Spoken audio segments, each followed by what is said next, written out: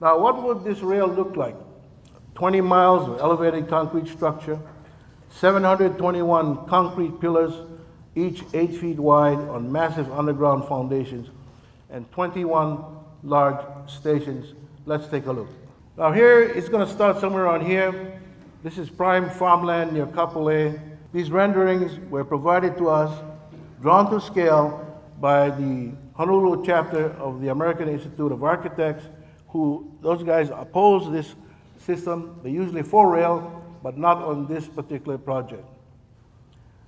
So here it is without rail, and here's what it looks like with rail. You gotta excuse the graffiti, they kinda took some liberties there. Now, this is Farrington Highway, Waipahu. Here it is, a fairly rural community without rail, and here's what it's gonna look like with rail. You recognize this is a downtown, the Chinatown over here. This is the waterfront. This is what it looks like now. Here's what it'll look like with rail.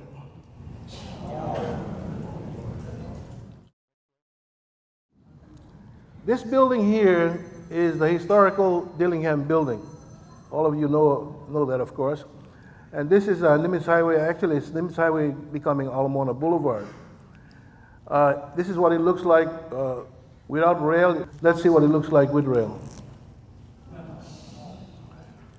Downtown Honolulu, we have a view plane that probably will never be restored. And by the way, this rail structure runs down Halakawila Street, and it's going to run into what Dr. Abad, who is an archaeologist specializing in Hawaiian archaeology, said is burial central.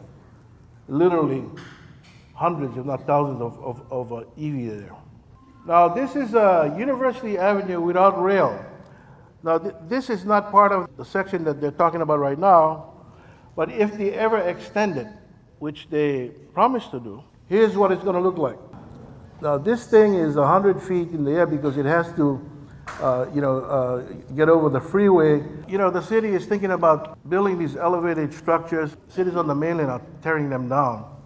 Here's the Embarcadero in 1991 in San Francisco. The people decided they would tear that down. And here's what it looks like today. And Boston, where Mr. Grabowskis comes from, where he was the head guy there, they did the big dig, which, put the transit stations and bus stations underground. We here, I'm not sure why we're doing this, but ours will be elevated. And you have to ask yourself this question. Why would you want to do this in a city that relies so strongly on tourism?